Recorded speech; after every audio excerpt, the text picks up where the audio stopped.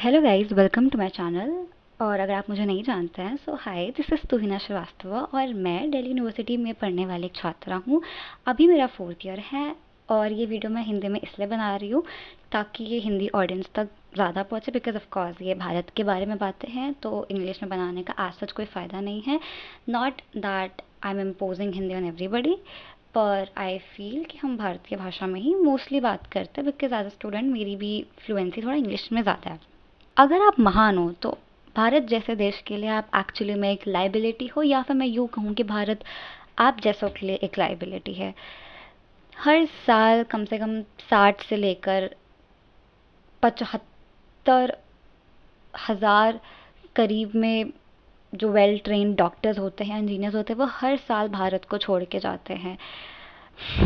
ऐसा नहीं है कि हमारे भारत में अपॉर्चुनिटी नहीं है सच की, बट अगर चाहे तो हमारा भारत काफ़ी डेवलप हो सकता है, पर हमारा भारत चाह ही नहीं रहे, फिर शायद हम ही लोग नहीं चाह रहे कि डेवलप हो और हमारे देश से ब्रेन ड्रेन की समस्या ख़त्म हो।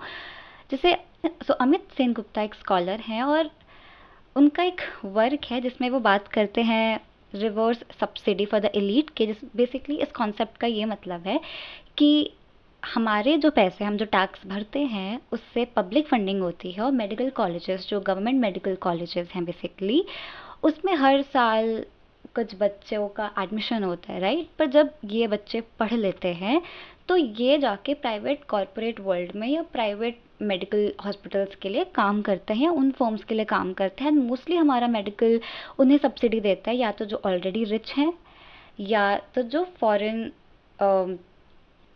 फॉरेन के लोग हमारे यहाँ मेडिकल हेल्प लेने आ रहे हैं, हम उन्हें देते हैं। सो इन शॉर्ट क्या हो रहा है कि जनता अपना पैसा एक फंडिंग पे लगा रही ताकि हमारे देश के लिए हमारे डॉक्टर्स ट्रेंड हो, पर वो डॉक्टर्स हमें सर्व ना करके वो ऑलरेडी एम्पावर्ड लोगों को ही सर्व कर रहे हैं या बाहर विदेशियों को सर्व कर रहे हैं। तो इस कॉन्सेप्ट में अमित सेन गुप्ता बेसिकली छोटी सी चीज़ ये बताते हैं, ऐसा नहीं कि हमारे देश में कोई टैलेंट का प्रॉब्लम है, टैलेंट का प्रॉब्लम नहीं है हमारे देश में। हमारे देश में परमिशन का प्रॉब्लम है, चाहे वो औरत को लेनी हो, एक स्टूडेंट को लेनी हो, एक बच्चे को लेनी हो, या एक वर्कर को अपने कैपिटलिस्ट मास्टर से लेनी हो, टीचर को प्रिंसिपल से लेनी हो, किसी को किसी से भी लेनी हो बेसिकली। वैसे ही हमारे देश की सबसे बड़ी प्रॉब्लम ये है कि हम हमारे देश के माइंड्स को एक कभी स्पेस ही नहीं देते to be unique, to be unfamiliar to us, क्योंकि हमें हमेशा से एक तस्तरी में चीज़ें परोसी गई हैं सिविलाइजेशन के नाम पे, ट्रेडिशन के नाम पे, कल्चर के नाम पे, लैंग्वेज के नाम पे, स्पेशली बिलीफ सिस्टम के नाम पे। और जैसे ही किसी के इंटेलेक्ट वर्क में, किसी के इंटेलेक्ट या उनके इंटेलेक्चुअल वर्क में थोड़ी सी भी यूनिकनेस या अनफैमिलियरिटी आती है, जिससे हम फेमिलियर ही नहीं है उस आइडिया से या उस फीलिंग से, उस कॉन्सेप्ट से, तो हमारा रिएक्शन कभी ये नहीं होता है कि okay we can learn something out of it, और ओके हम वो स्पेस देते हैं। क्या पता कि ये थोड़ा ज़्यादा इनोवेटिव हो हमारे जैसे भारत देश के लिए, क्या पता हम भी दुनिया पे एक दिन डोमिनेट कर सके, हम वो स्पेस कभी देते ही नहीं है। अगर हमारा बिलीफ सिस्टम हमें मॉरल और एथिक्स सिखाता है, पर जैसे ही हमें लगता है कि कोई हमारे डेफिनेशन ऑफ मॉरल्स और एथिक्स के दायरे में नहीं है, हम उस पर ही सवाल उठाना स्टार्ट कर देते हैं। सवाल उठाना गलत नहीं है, you have to be really critical of everybody, every theory, every idea, every government, but the problem lies जब हम उस इंसान को उसे जस्टिफाई करने का मौका ही नहीं देते, हम उसे ऑन ग्राउंड एक्सपेरिमेंट होने ही नहीं देते। और अगर बाय मिस्टेक कभी किसी ने कोशिश कर ली कि चलो हम अपने कोई हम भारत का एक नया डेफिनेशन बनाते हैं कुछ, हम उसको इतने बेइज्जती के साथ ट्रीटमेंट देते हैं। सरकार या तो उन्हें एंटी नेशनल बोल देगी या टेररिस्ट बोल देगी या उनके काम को एक प्रोपेगेंडा का नाम दे देगी, और हम जनता सरकार या उनके खरीदे हुए पीआर सिस्टम या उनके खरीदे हुए लोगों पे बिलीव भी कर लेते हैं। हमने कभी ये प्रश्न क्यों नहीं उठाया, क्या पता कि ये थ्योरी भारत को बहुत आगे ले जा सके। फिर हम ये नारा लगाते हैं कि यूरोसेंट्रिसिज्म के वजह से कभी भारत या जो ईस्ट साइड के देश थे उनकी जो थ्योरीज थी वो कभी बाहर क्यों नहीं गई। शायद कभी थ्योरीज जेन्युइनली बनी ही नहीं उस वे में जो दुनिया पे अप्लाई हो सके, दुनिया में डोमिनेट हो सके। सो आई एम नॉट सेइंग कि हमारी कभी थ्योरीज नहीं थी, हमारी एक फिलोसफी नहीं थी। Of course Indian philosophy chef kisses है, हमारे एथिक्स, हमारे मोरल्स, हमारी आइडियोलॉजीज बहुत लंबे टाइम से चले आ रहे, चाहे वो कौटिल्य हो, चाहे वो नेहरू हो, चाहे वो कोई भी हो। We have had Indian philosophers, we have had Indian political theorists, we have had great scientists, great engineers, but the problem is कि जैसे ही हमारा थोड़ा अनफैमिलियर हो जाती हैं चीज़ें, हम उसे दबा देते हैं।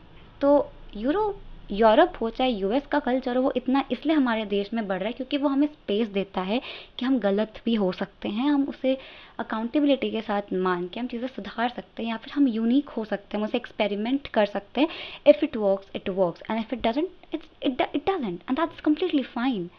हमें वेस्टर्न देश, हमें वेस्टर्न कल्चर वो स्पेस देता है जो इंडियन समाज में कभी दिया ही नहीं गया आज तक। सो एक सवाल है मेरा कि why does India keep punishing the one thing every great civilization needed to get ahead? Where is the space? Where is the chance to actually come up with something innovative and actually make it work? हमें anti terrorist हमें हमें terrorist मत बोलो, हमें anti nationals मत बोलो, क्या पता हमारे आइडिया से भारत का बहुत भला हो जाए।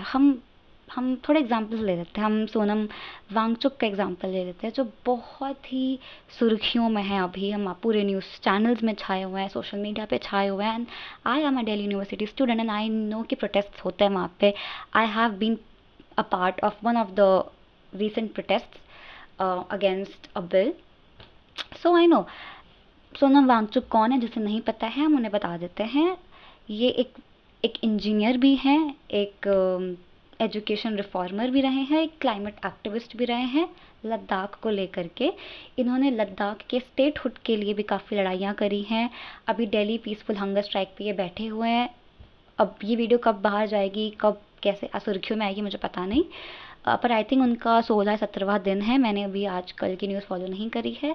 तो पर स्टेटहुड फॉर लद्दाख अभी भी उस चीज़ का मुद्दा चल ही रहा है। अभी भी दिल्ली में नेशनल कॉन्फ्रेंस उस चीज़ को लेके प्रोटेस्ट कर रही है और बीजेपी की सरकार में सिर्फ एक चीज़ बोल रही है कि हम अप्रोप्रिएट टाइम पे आपको वो देंगे। पता नहीं हमारा हक, हमारी स्पेस तो कहाँ ही है। और अगर आप वांगचुक जी को नहीं जानते हैं, इनका कंट्रीब्यूशन हमारे भारत देश में कितना रहा है, तो मैं बता देती हूँ। 1988 में इन्होंने ही बेसिकली फाउंडेड SECMOL। इन्होंने न्यू होप जैसे ऑपरेशंस को भी लीड किया है। 1994 में इन्होंने आइस स्तूपा टेक्निक को इन्वेंट किया है। इन्होंने मोबाइल सोलर पावर टेंट्स को लगवाया इंडियन आर्मी के लिए। अगर इन जैसे ऐसे ब्रेन्स को अगर हम छोड़ दें ऐसे प्रोटेस्ट में कि हाँ ठीक है आप मर जाओ, हमें कद्दू फर्क नहीं पड़ता है, हमारे एजुकेशन मिनिस्टर रिज़ाइन नहीं करेंगे, तो हमारे लिए ज़रूरत क्या है, ज़रूरी क्या है? एजुकेशन मिनिस्टर या ऐसे ब्रिलियंट माइंड्स।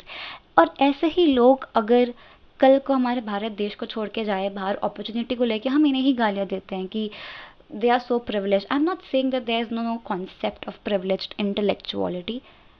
है, कॉन्सेप्ट है, आइडिया है, लोग करते भी हैं। People who are intellectually privileged वो यही करते हैं, यहाँ से एजुकेशन लेंगे, यहाँ के रिसोर्स पे पलेंगे बढ़ेंगे और भारत देश को छोड़ के बाहर अपनी बस्ती बसा लेते हैं वो। पर अगर हम देखें तो क्या उनकी प्रॉब्लम है? क्योंकि अक्सर उनके I have had a classmate जो अभी लंदन जा रहा है अपनी हायर एजुकेशन के लिए। जब उससे बात करी तो ये समझ में आया कि उसको अपॉर्चुनिटी, एजुकेशन ये तो चलो फिर भी ठीक है, उसका पहला टेंशन या पहला रीज़न ही यही था इंडिया छोड़ के बाहर सेटल डाउन होने का, कि उसे यहाँ की सरकार नहीं पसंद, उसकी यहाँ की व्यवस्था नहीं पसंद। कैसे पसंद होगी इंटेलेक्चुअल माइंड्स को अगर आप हम भारत के नागरिक या भारत की सरकार उन्हें कभी यहाँ टिकने ही नहीं देगी, उन्हें यहाँ ग्रो ही नहीं करने देगी? ये भी अलग बात है। आप उनके हर एक राइटिंग के लिए उन्हें जेल में भिजवा दोगे, इसका बहुत बड़ा। Arundhati Roy was sanctioned prosecution under the UAPA, India's anti-terror law, for a speech she gave 14 years earlier. हम हमारे लीडर्स के स्पीच जो सॉरी टू से इतने बुलशिट होते हैं, हम कभी उनको जेल में ही नहीं डालते। अगर भारत का हर नागरिक सवाल भी उठाएगा ना, तो नागरिकों पे सवाल उठाए जाएंगे, उन्हें जेल बिठाया जाएगा, उनके सोशल मीडिया कंटेंट पे सेंसर लगाया जाएगा या उसे पुट डाउन कर दिया जाएगा। फादर स्टैन स्वामी जो 83 साल के थे, working with adivasi rights, was denied bail and basic medical accommodation and he died in a judicial custody.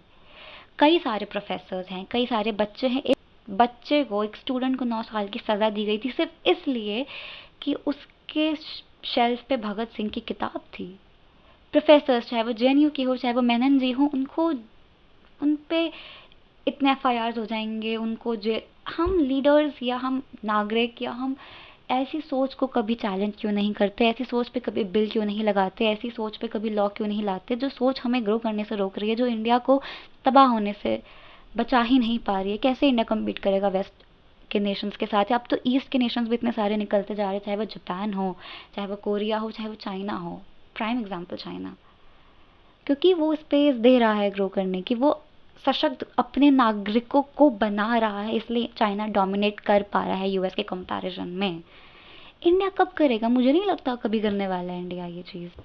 उसके बाद जेनजी को कई बार ये चीज़ बोली जाती है कि हम जेनजी वेस्टर्न कल्चर या वेस्टर्न नॉर्म्स को बहुत फॉलो करते हैं, हम अरे हमें तो एलजीबीटीक्यू, हम एकदम कैसे उसकी तरफ जा रहे हैं, हम वैसे कपड़े पहन रहे हैं, वैसी सोच रख रहे हैं, हम इंडिविजुअलिटी की तरफ जा रहे हैं, हम वैसी भाषा बोल रहे हैं, हम वहाँ के आइडियाज़ को ला रहे हैं। क्योंकि ऐसा नहीं है कि जेनजी को इंडियन कल्चर से कुछ प्रॉब्लम है, but the way it was introduced to us, हमें इससे प्रॉब्लम है।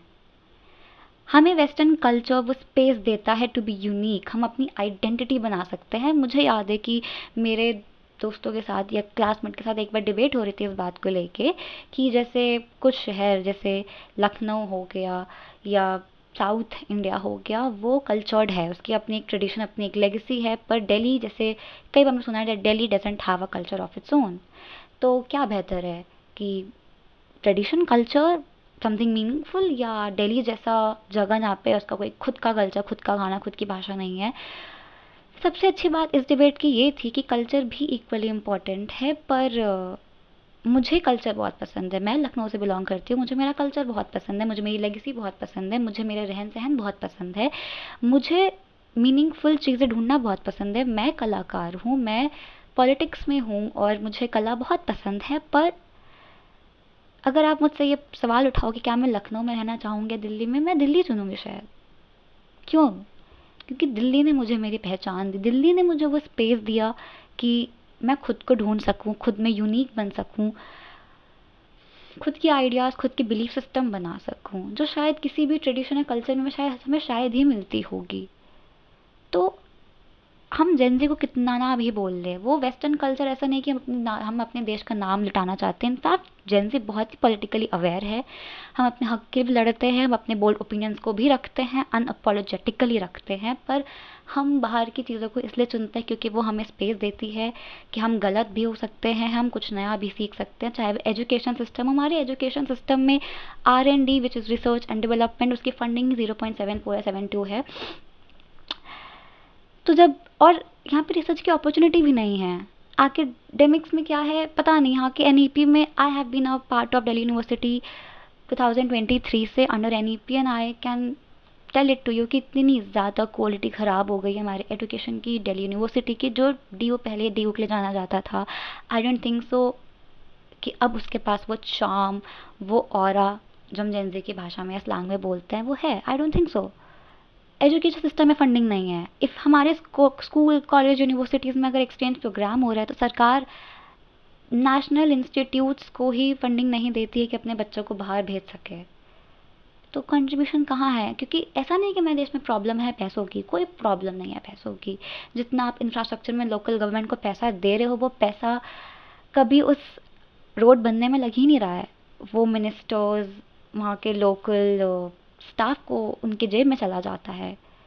बिहार प्राइम एग्जाम्पल है, और ऐसा नहीं कि सिर्फ बिहार, बहुत सारे देशों में, बहुत सारे स्टेट्स में, स्पेशली हम इंडिया की बात करते हैं, बहुत सारे स्टेट्स में होता है। और जो आपको अखबार में तस्वीरें दिखाई दी जाती हैं कि इतने प्लान्स चल रहे हैं, इतने प्रोग्राम्स चल रहे हैं, ग्रीनरी, हमने इतना इन्वेस्टमेंट किया, वो सिर्फ अखबारों में आता है, हकीकत में नहीं दिखता है। तो पैसों की कमी नहीं है, फंडिंग की कमी नहीं, हम टैक्स से पूरे भर रहे हैं, पर वो टैक्स कभी सही चीज़ पे इक्वली लगाया ही नहीं जा रहा है। तो एजुकेशन सिस्टम कैसे अच्छा होगा भारत देश का, जब हमारे अभी हाल ही में मैंने एक न्यूज़ पढ़ी कि सीबीएसई के किताबों में, एनसीईआरटी में एक बार शायद जुडिशरी पे कुछ आया था, उसे हटा दिया गया। जो जो जुडिशरी पे एक सवाल था कि हमें इंडिपेंडेंट जुडिशरी क्यों चाहिए, उसको वही सवाल हटा दिया गया जो इतना रेलेवेंट सवाल था। उसके जगह हमें हमें हमने सवाल क्या दिया है कि कुछ तो दिया है, वाई डू वी नीड, हाँ यार, why do we need justice, ठीक है, मॉरल सवाल पूछने में कुछ हर्जाई नहीं है, पर जो रेलिवेंट प्रश्न था, why do we need independent judiciary, आपने किस ईगो में आके वो हटाया है? तो this is how we as Indians, or basically Indian education system, makes students really dumb and non-critical.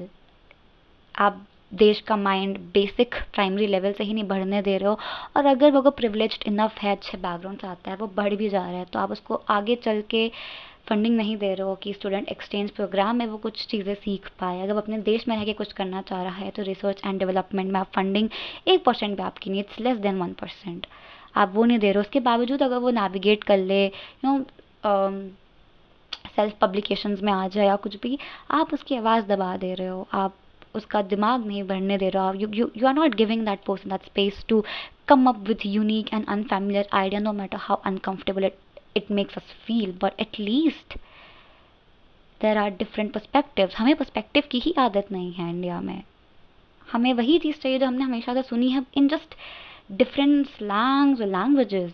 पर अगर कोर आइडिया ही बदलने की कोशिश करी जाए या फिर चैलेंज की जाए या फिर कुछ नया आइडिया है, हमें अनकंफर्टेबल फील होता है। And there is nothing wrong in feeling uncomfortable, it's just uncomfortable feeling हो आने के बावजूद क्या आप नेविगेट कर पाते हो? क्या आप ये पूछ सकते हो कि हम इससे भी कुछ सीख सकते हैं, हम इससे भी बहुत आगे जा सकते हैं?